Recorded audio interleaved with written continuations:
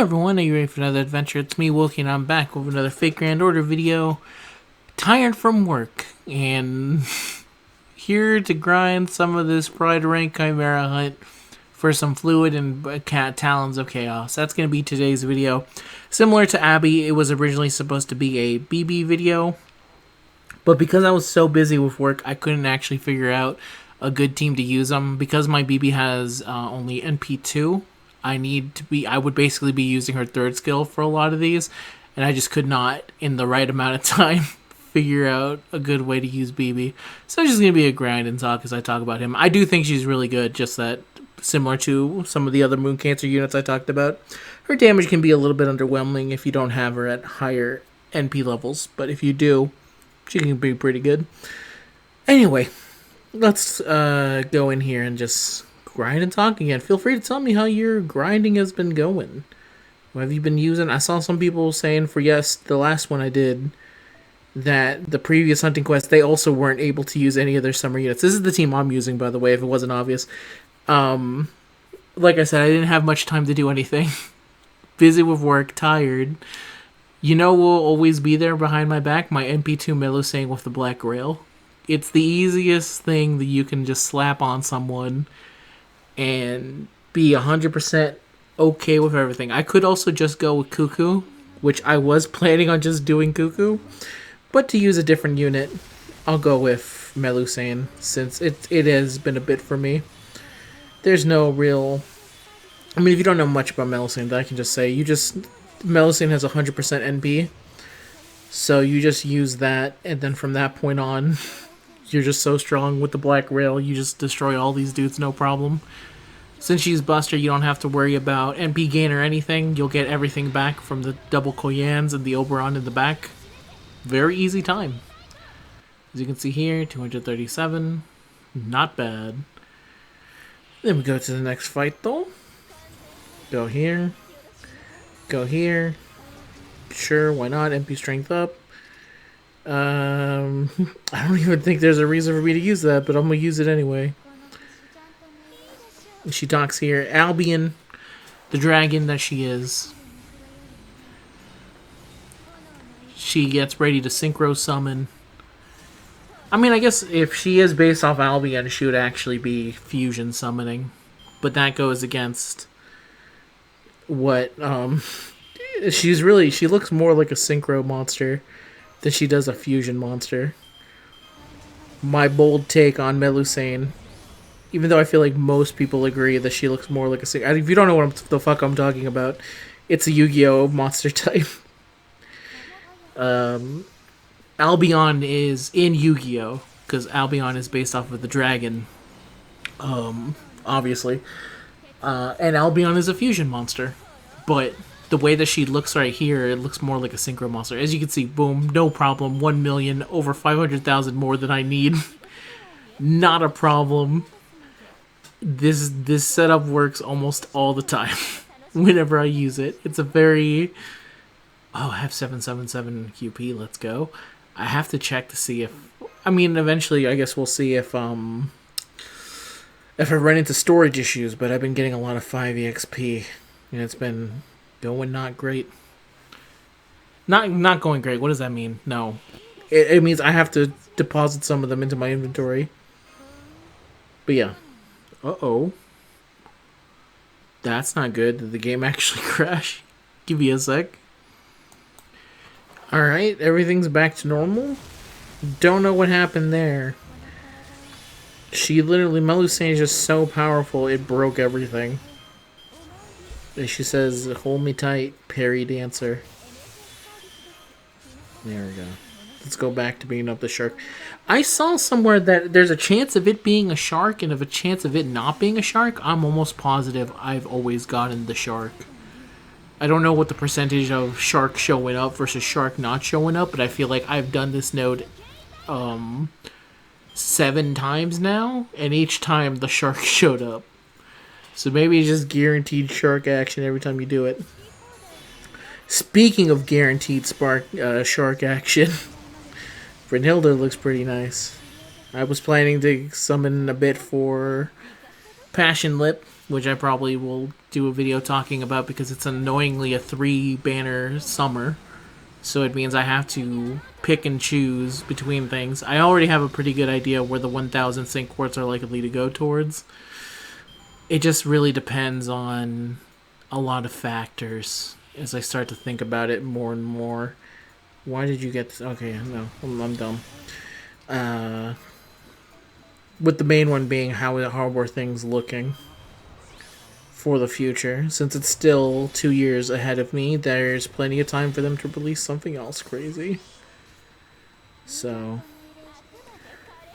plus I really want Tiamat, but you know, all things to consider and think about.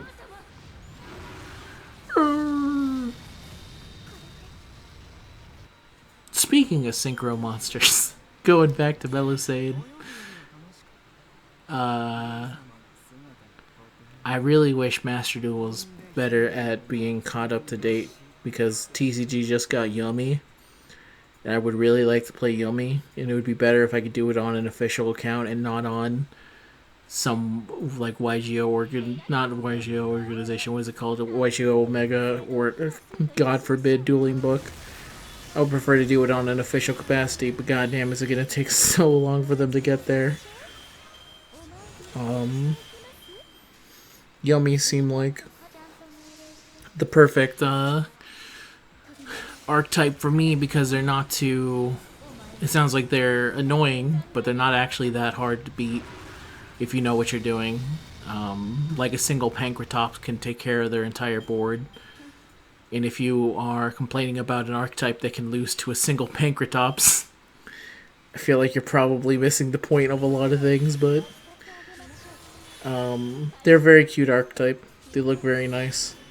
And whenever I get interested in anything like that, especially because the current format of stuff looks better than it is, I still would not be able to fully play it because Master Duel is very annoyingly a best of one format.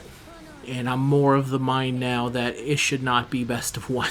If you're going to have Max C, it leads to a lot of non-games. I guess it's the best way of trying to think of it. I guess if you don't understand what card games are, it can get a little bit like, what the fuck are you talking about? But I guess the easiest way I can explain it is in most, I guess, tourney play, games are decided at a best 2 out of 3. Yu-Gi-Oh! In general is designed with a best 2 out of 3 in mind because it has a side deck similar to Magic the Gathering, which also has a side deck.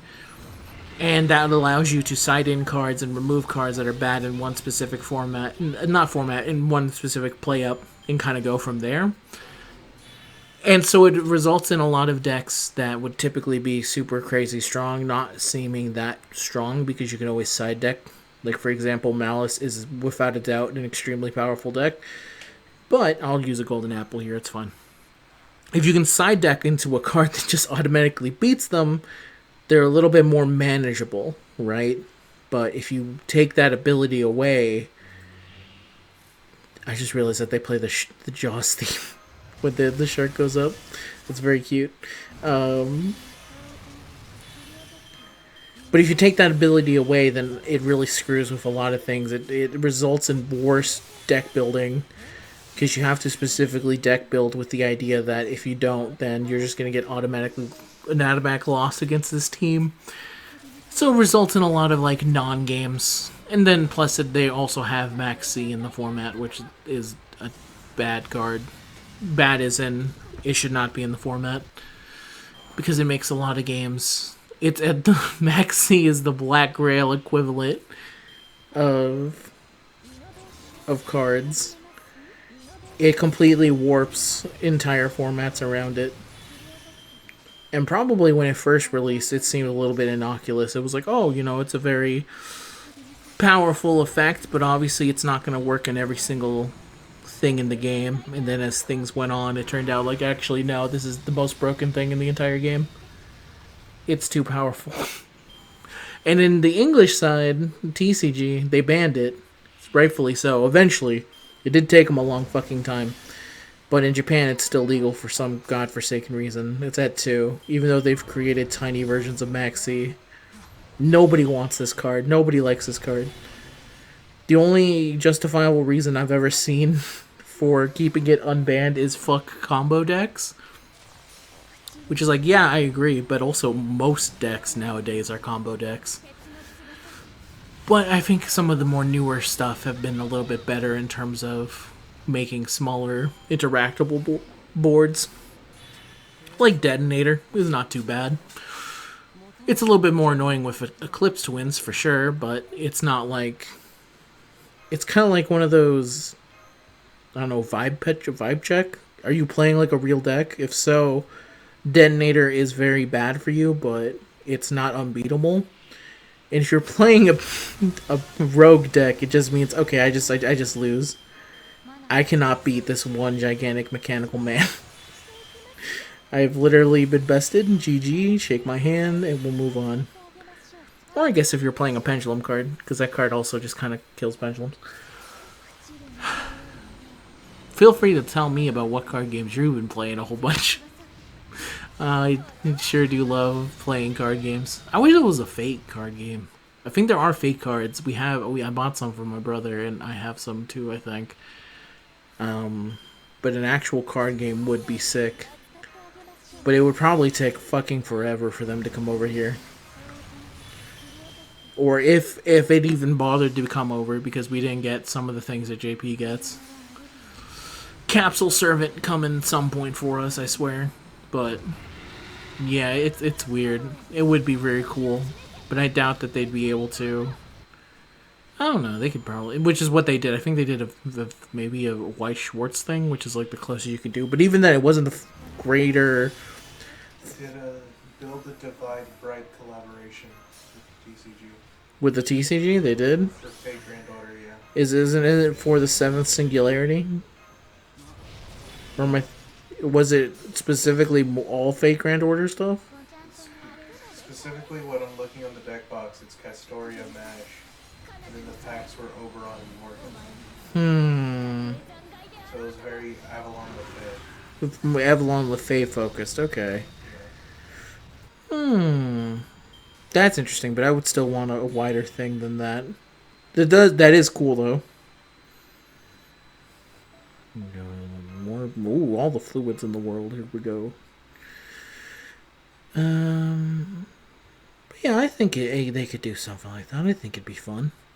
They could make it like the One Piece card game, similar to how like Hololive is kind of like the One Piece card game, which is in turn similar to the Dragon Ball card game. They had a new thing. Did they? Yeah. Is it everyone from Nahune Mekalan? There's Tez and Kukulkan on the back. See, that's how I would imagine. Dinosaurs.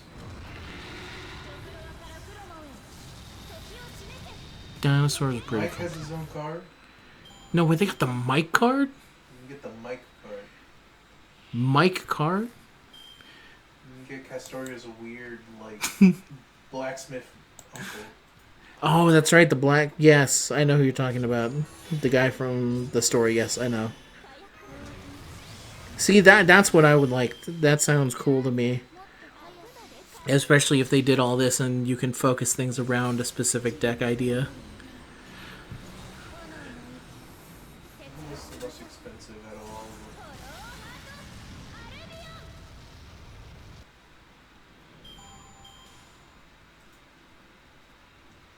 The signed Morgan card goes for $1,852.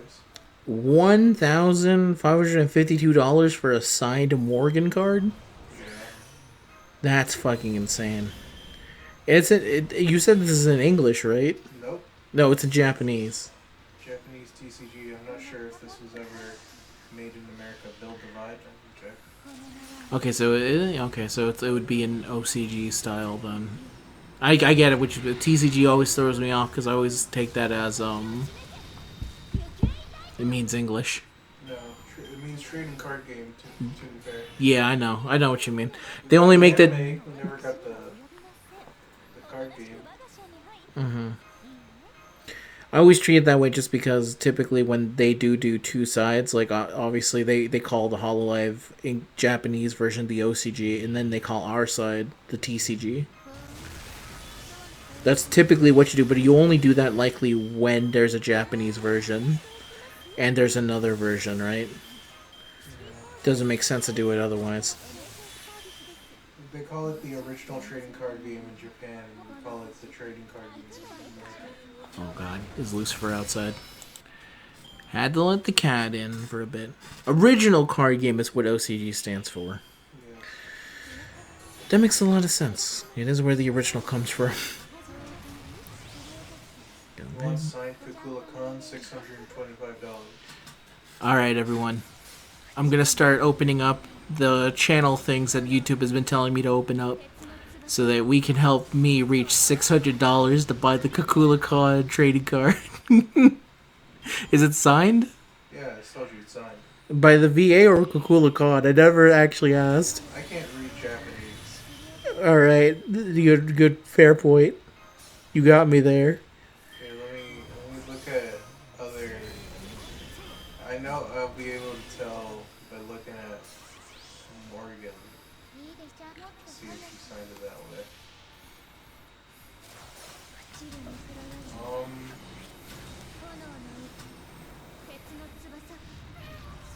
Shut up, boy. Lucifer currently crying because he wants to know how he can get in the piece of the action of buying fake Grand Order trading cards for over $600. Yeah. And the answer is by asking for donations from loyal fans who are watching videos right now. With your contribute, you can help a black cat get a $500 Tez signed card. Oh, yeah, this is signed by Morgan. Okay, so they say it's the character themselves signing it. Yeah. It's kind of Actually, never mind. I was trying to think like that's crazy. Now that I'm putting two and two together, who the fuck signed that? Morgan. But the VA Morgan or who? A person Morgan. that the Morgan Le Fay came into the real life and signed the fucking card and then went They off. said the Bochi the Rock was signed by Bochi. It's signed by Bochi the Rock. Okay, you know what? Who am I to judge Bochi the Rock? I assume that if it says Bochi the Rock, I'm just saying that I know Morgan Le Fay is technically dead. These are all character archetypes in this one TCG. We have Bochi the Rock, Fake Grand Order, My Dress Up Darling, Kill a Kill, A lot of women. Buddy Girl Senpai, A lot of women. and Monogatari. Okay. I'm just saying that Morgan Le Fay doesn't even come from our human history. How did she sign it? And Human History has a fax machine. She put it in a fax machine. I'm pretty sure Faye Britain has to have a fax machine somewhere. You know what? You got a good point there. That's why it's so expensive. That's why it's $1,000. It's very, there's very limited copies of it because Morgan Le Fay has to boot up the fucking fax machine to slide the cards and break them over. It's a magic fax She has machine to too. stand up from her throne, make it to the fax machine, and then go back to sit down. Which is a lot of work because she's a busy woman, and those fey creatures are constantly trying to kill each other. Yes. And she knows that if she looks away for like 2 seconds, the Fae are already killing each other. They've already started to consume each other. It's like I looked away for 2 seconds and the werewolves are eating Pixies. the pixies. This is why I can't leave y'all alone for 2 seconds. I'm trying to fucking fax machine my signature to them, which you could buy for $1,000, which you can help Wokey get by contributing. So, if this signed Oberon card is Oberon, wouldn't this be counterfeit? That is counterfeit. How do we know? Is this the real Oberon? He's not technically Oberon. He It's can't the technically use pretender. Oberon. Man's fucking faking his signature. That'd be insane if it turns out that there's 2 versions. one signed with Oberon and the other one signed by the real name of Oberon. Yeah. Very interesting card game. How does it play like? I'm not sure. Okay, but to be Like, fair. they have their levels. Hmm. They probably have their mana costs. Maybe worth a look into. More card games also need to release a digital client. I know I just got finished complaining about Master Duel, but it is also very convenient to just be able to play a card game digitally. Yes. I'm waiting for the day for One Piece to announce theirs already. They already released Dragon Ball as the testing grounds to see, hey, does people want this? Which is why it's so shittily built. And now they spent more time and resources into the Digimon one. Because they said, okay, well, this one actually we're going to put some effort into. Which they have. It looks amazing. It looks like it runs at 60 frames per second as opposed to the Dragon Ball one, which runs at anywhere from between 30 to 10 frames per second, depending on if Broly is on the field. If I don't get my 3D badly rendered laggy Frankie on the field, I don't care about the game. I would instantly sign up for the beta if they showed a 360p Frankie as one of the summonable 3D things. I'm like, I'm there. If I click Brooke and he doesn't go yo ho ho, I'm uninstalling the game. This is all the things I need. Can you, because Big Mom is one of the leader cards. If Big Mom isn't bigger than my screen, She's gonna be really Big Mom. She's gonna be fucking gigantic. They should make it so that because obviously Gear 5 is in it. They should make it that if you play Gear 5, it all of a sudden the animation turns 10 times better, but it like taxes your machine. So for the longer you play it, all of a sudden it goes 120 frames per second. It goes insane HD render, and you can't stop it if you play You it. can't lower it. No, there's no way to lower it. It will automatically put it to the highest settings possible. And you can feel it like on your phone and shit when you try and play it. You're like, oh my god, it's burning my hand. But also, he's so good. I have to play him. He's too good. Yes. He's too good to handle it. That's what I expect. That's what I expect for when they announce the One Piece card game one is coming. Because you know for a fact that shit's coming. It has to. Right when they announce that there's rotation, I'm like, that's how they're going to justify not adding the 500 leaders that they've added into the game for the past 2 years. Yes. Because that's what they had to do for Fusion World. Because originally it was just going to be the base original Dragon Ball game. And which, by the way, I think is still being run right now. But that one was originally supposed to be the one that came over. And I played that beta. And it was annoying because the people who had been playing that game for like years just instantly shit on you. Because they knew how the fuck to play. They knew how to deck build. And it was the terrible experience. So likely the feedback that they got was like, you should make this better to learn. And their idea was, what if we just made a new card game? It was like, did we kill the old one? No. Yes. We keep it running because Phase it out a little bit. Phase it out just a little bit. Just every they just get slightly more less and less sets until there's nothing more. But yeah, I remember because there was also people getting a little bit angry because they were like, "Hey man, what the fuck?" I thought this was going to be finally a digital client for the game I've been supporting and playing for years, and then out of nowhere you say, actually, it's not. After promising originally it was going to be. It's a hilarious move.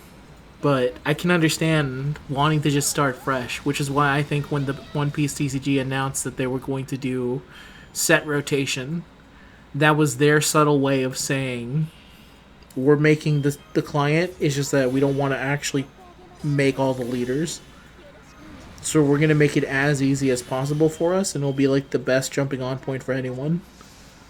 And that's the one that they're going to put on Steam, because Digimon is still not on Steam. It's getting close. It's on the App Store for Google Play and iPhones, Apple Store. And you don't have to just do a digital download, but it's not...